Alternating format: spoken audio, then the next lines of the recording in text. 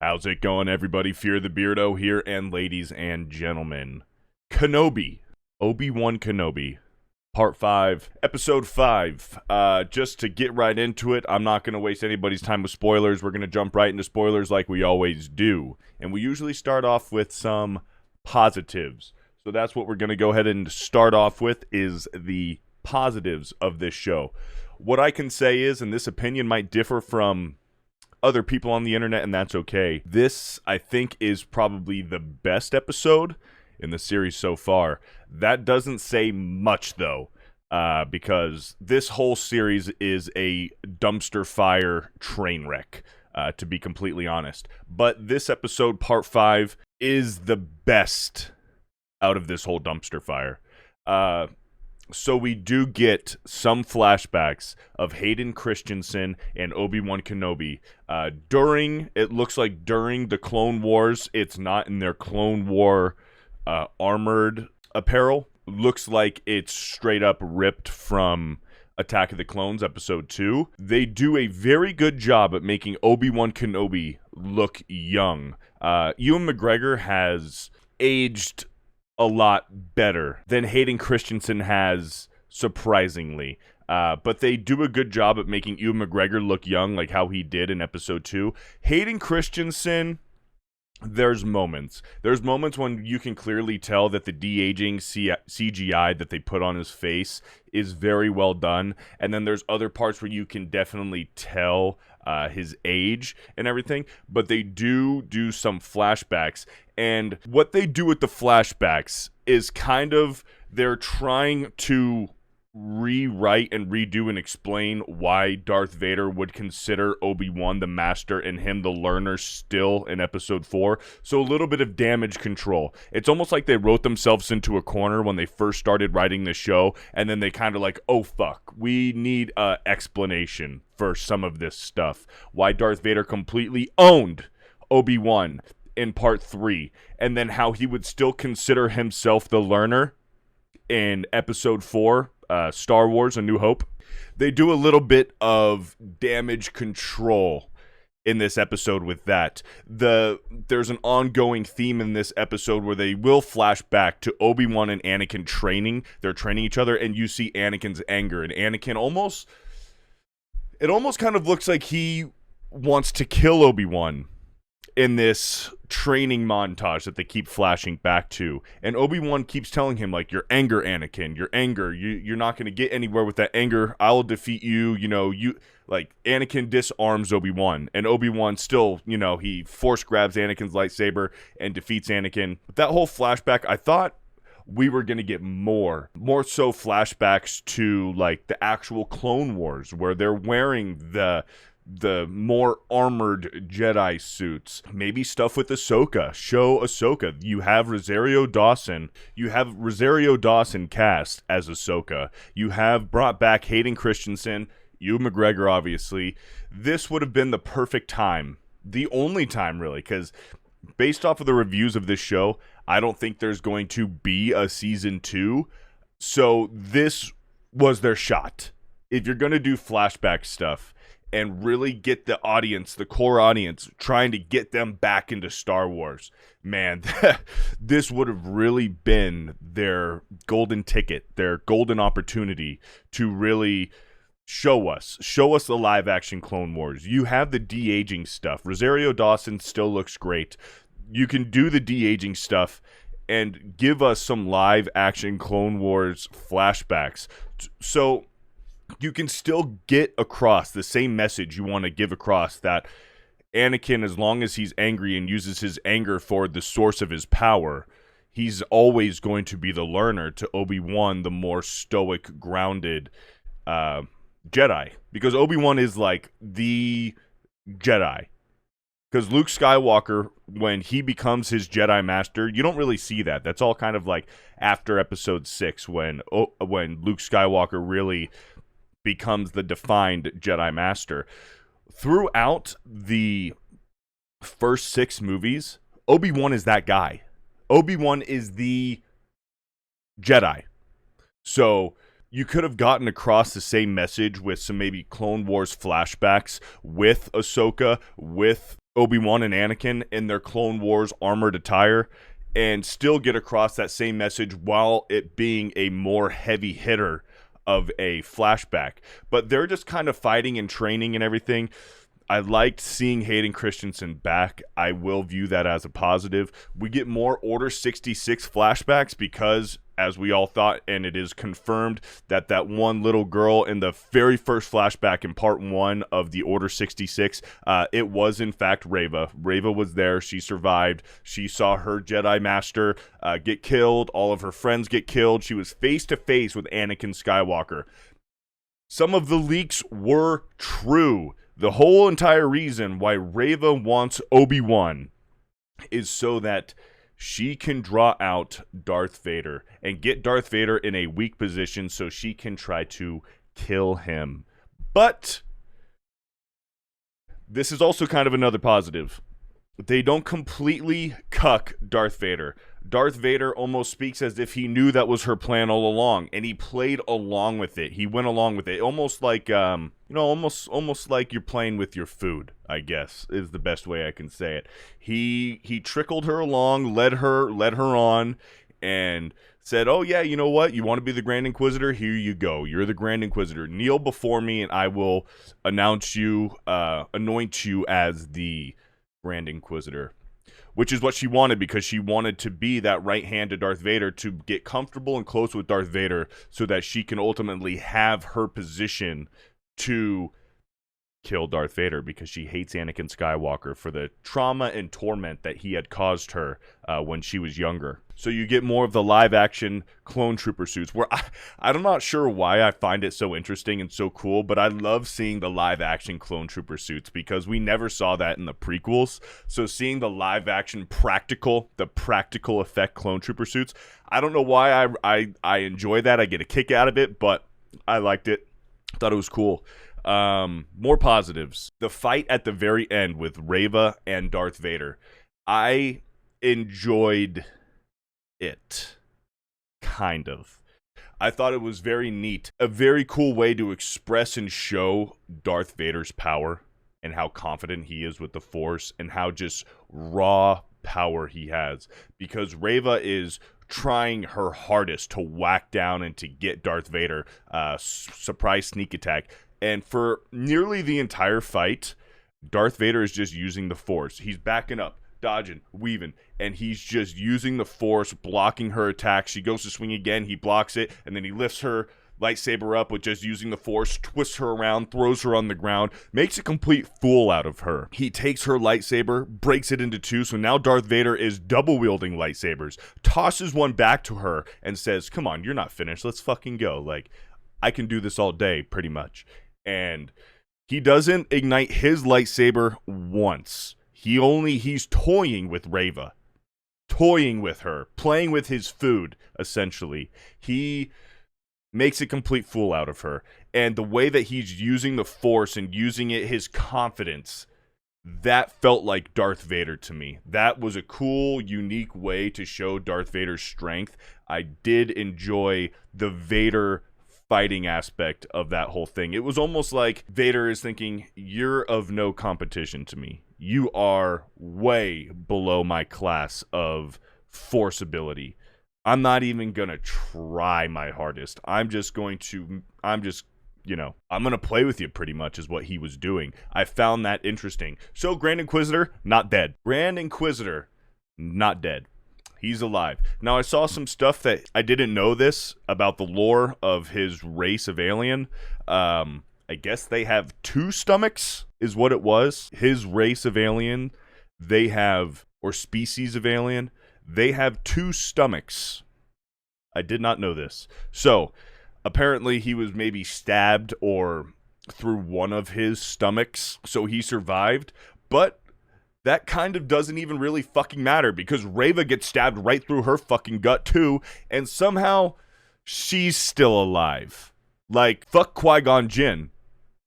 Qui-Gon Jinn got zapped in his fucking stomach, out his back, and he died nearly a minute to 2 minutes later. Done. But Rava is so strong and so powerful, and she can just suck it up. Because, you know, the way that it ended, her seeing the hologram of Bail Organa saying that he's going to go to Tatooine if he doesn't hear from Obi-Wan soon, that he's going to head to Tatooine to help protect the boy and to protect Leia. So Rava sees this, and through the leaks and all of the leaks and stuff that we know, it's looking more and more like they're pretty much accurate for the most part. Rava is not going to die from this lightsaber wound, stab wound that she was just completely right through her fucking body, through her back. She's going to survive somehow, which is very cheap.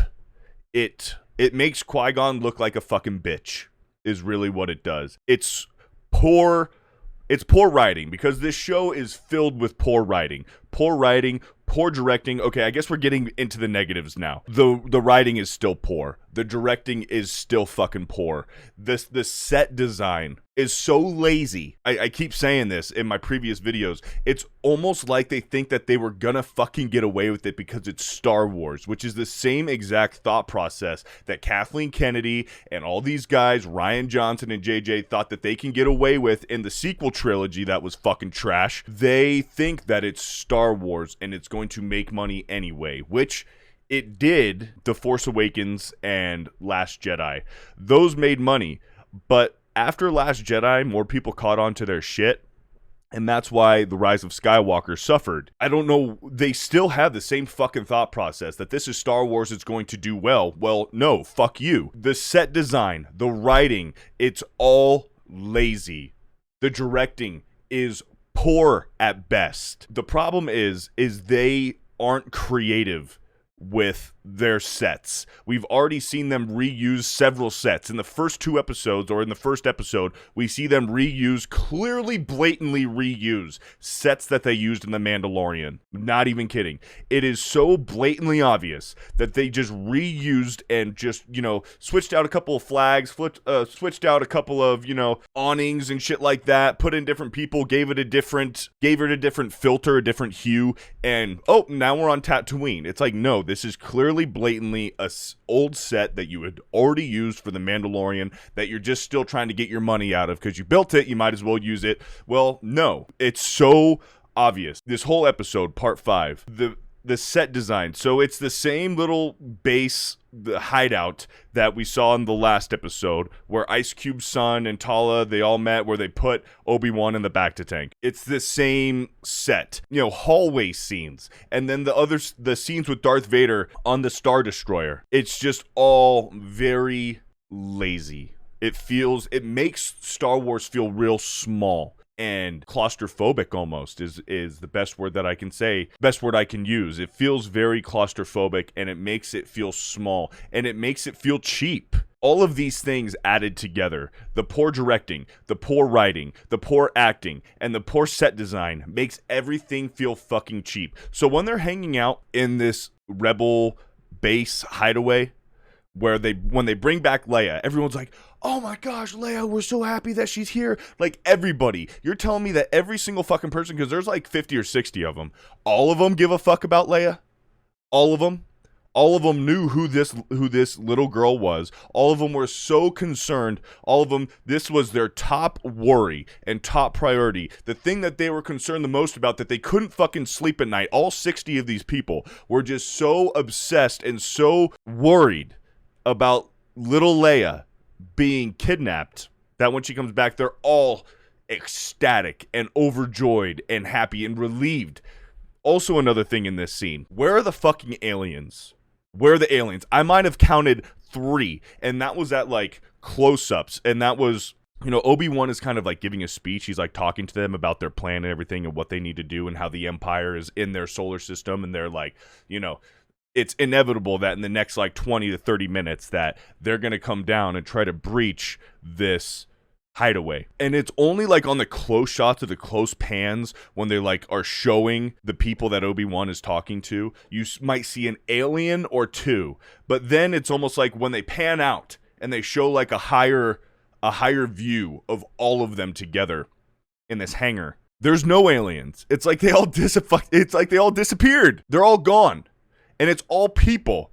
It doesn't feel like Star Wars. Where are the fucking aliens? Where are these practical effects? Even not CGI in a fucking alien. This is Star Wars. It's not like we haven't, like, you know, the entire prequels were CGI and we were okay with it. CGI in a fucking alien. It's almost like they shot scenes of Obi-Wan talking to all these people, and they were all people. And then, like, on the cutting room floor, when they're editing everything, they were like, oh, fuck. We forgot to put in some fucking aliens.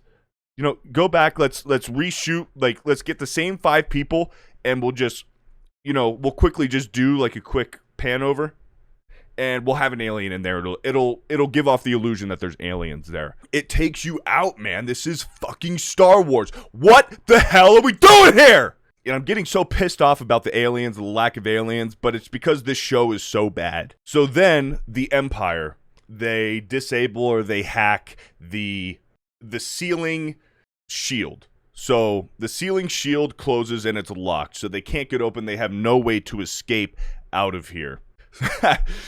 So Leia, because Leia is so smart. They've made little Leia in this show the smartest 10-year-old ever. She has more knowledge, more wits, more intelligence than any fucking adult, Obi-Wan himself included. More knowledge than anybody in the show. So Leia's just like, oh my gosh, these fucking idiots. Get me a ladder. And then Ice Cube's son's like, listen, little girl, let the adults handle this. And then Obi-Wan is like, do what she tells you to do. And then Ice Cube's son's like, what the fuck? He goes, if you trust me, well, I trust her. So if you trust me, then you trust her. And he's like pissed. He's like, how dare you? Don't you realize that this show is about Rava and little Leia? Do what she tells you to do. And it was it was so fucking corny. It was so fucking bad.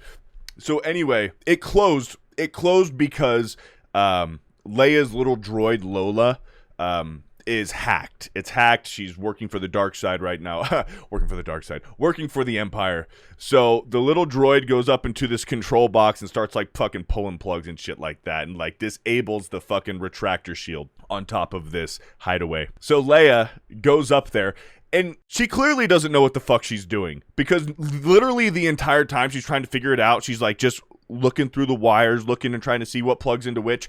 Where in the show has it previously explained that she is good at this shit?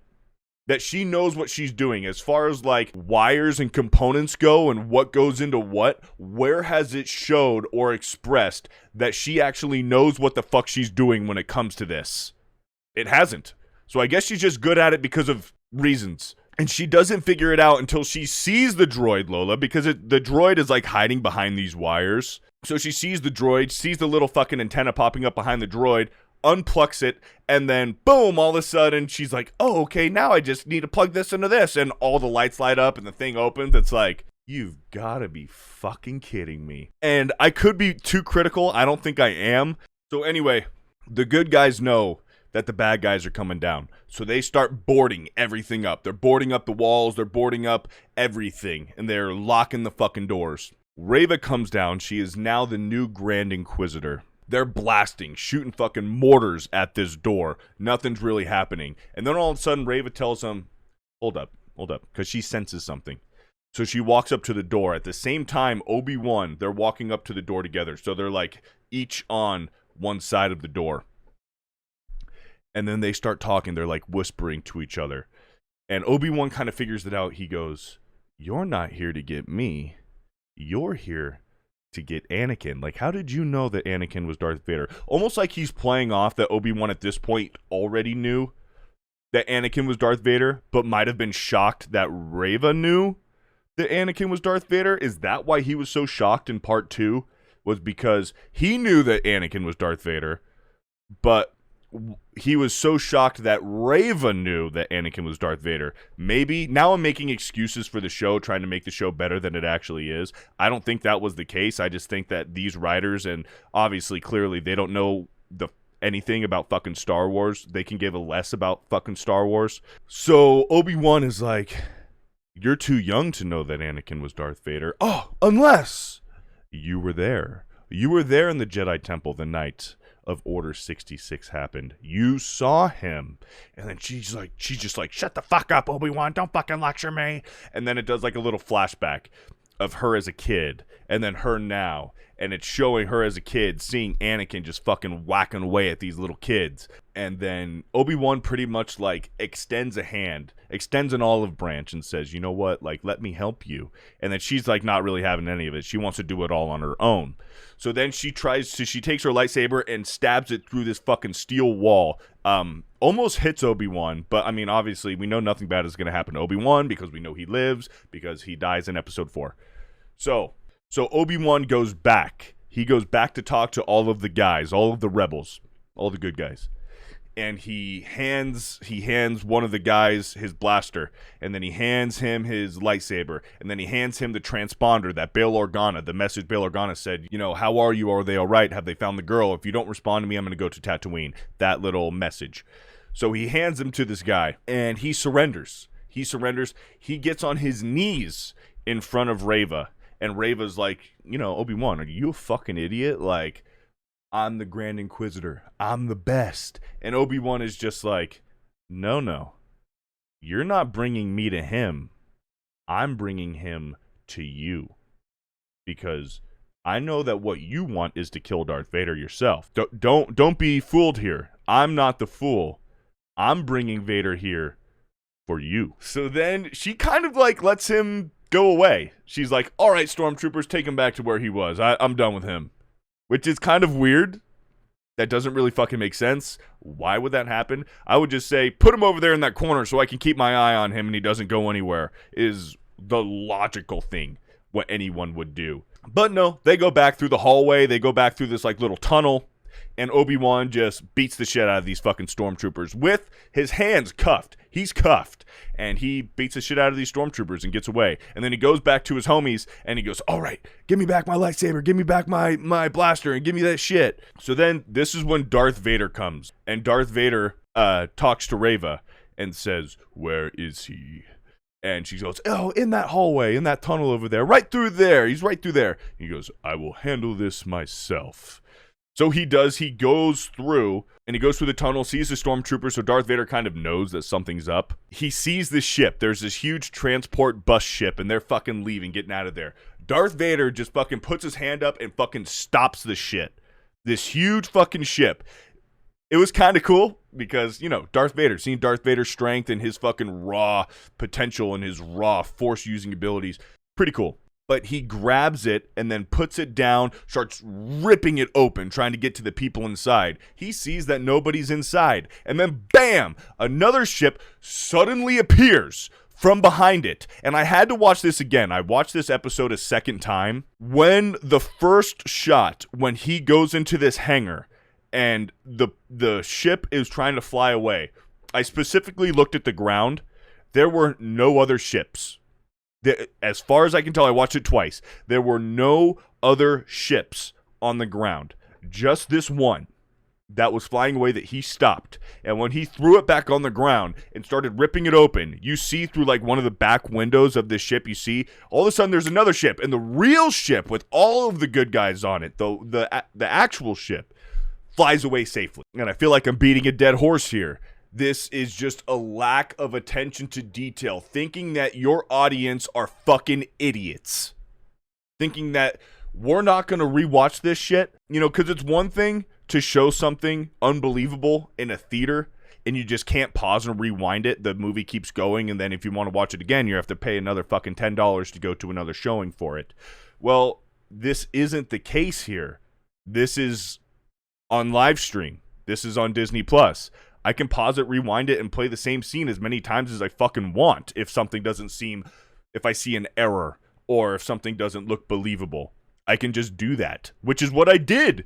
And there was no ship there. So this is telling me that the writers and the directors saw this and said, doesn't fucking matter. These guys are fucking idiots anyway. They're just Star Wars fucking losers. They're just old man babies. Anyways, so this second ship just appears out of nowhere and he gets away.